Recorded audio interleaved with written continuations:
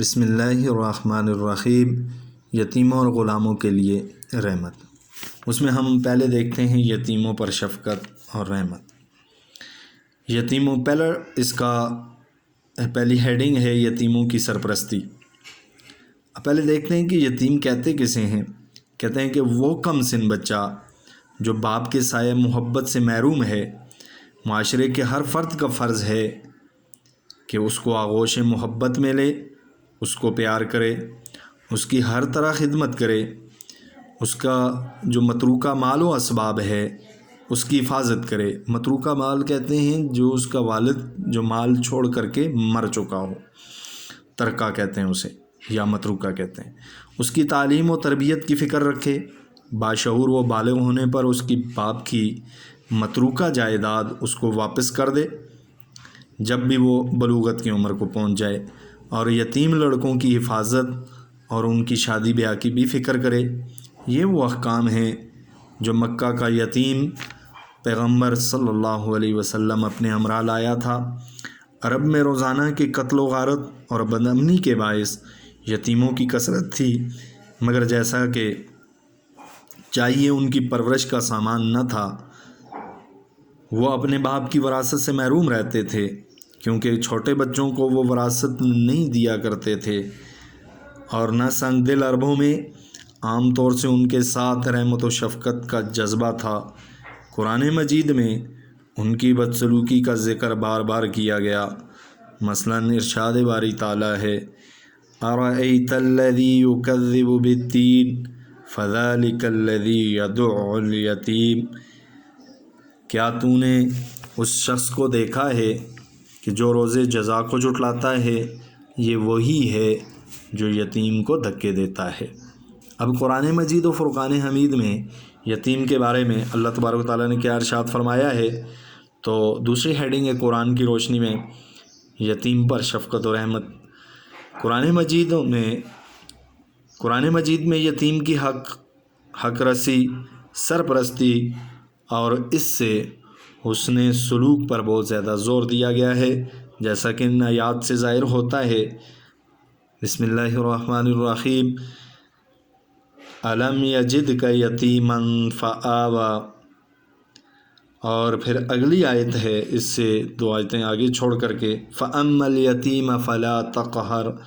دراصل میں یتیموں کے اوپر یہ لیکچر ہو رہا ہے، یہ ٹاپک یتیموں پر شفقت و رحمت ہے، تو صرف ہم یتیموں کے لفظ جہاں پر یتیم کا لفظ آئے گا اسی آیت کو ہم لیں گے۔ تو پہلی آیت ہے الم یجدک یتیما فآوی۔ ہے نبی صلی اللہ علیہ وسلم، کیا اللہ نے تم کو یتیم نہ پایا؟ فآوی، اور پھر ٹھکانہ فراہم کیا۔ اور پھر دوسری آیت ہے فَأَمَّا الْيَتِيمَ فَلَا تَقْهَرْ۔ یہ سورہ زحا کی آیات ہیں، اور اس کے معنی یہ ہیں کہ لہٰذا یتیموں پر پھر سختی نہ کرو۔ فَأَمَّا الْيَتِيمَ فَلَا تَقْهَرْ، پس یتیموں پر سختی نہ کرو۔ اور تیسری آیت ہے وَأَن تَقُومُوا لِلْيَتَامَى بِالْقِسْطِ۔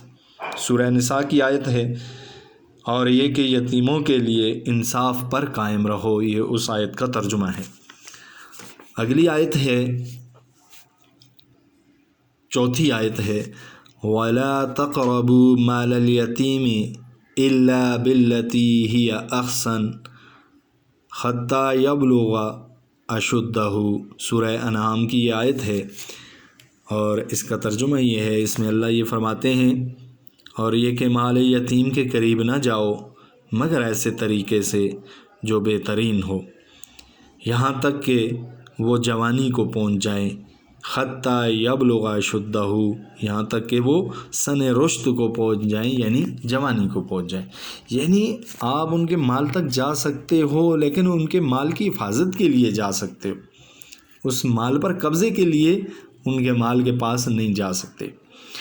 اگلی آیت ہے بسم اللہ الرحمن الرحیم، سورہ دار کی آیت ہے وَيُطْعِمُونَ الطَّعَامَ عَلَىٰ حُبِّهِ مِسْكِينًا وَيَتِيمًا۔ اس کا ترجمہ یہ ہے اور وہ اللہ کی محبت میں مسکین اور یتیم کو کھانا کھلاتے ہیں، وَيُطْعِمُونَ الطَّعَامَ اور وہ کھانا کھلاتے ہیں، عَلَىٰ حُبِّهِ اللہ کی محبت میں۔ کس کو کھانا کھلاتے ہیں؟ مسکین کو، ویتیماً اور یتیم کو۔ اب حدیث کی روشنی میں یتیم پر شفقت و رحمت کے بارے میں اللہ کے نبی صلی اللہ علیہ وسلم کیا ارشاد فرما رہے ہیں؟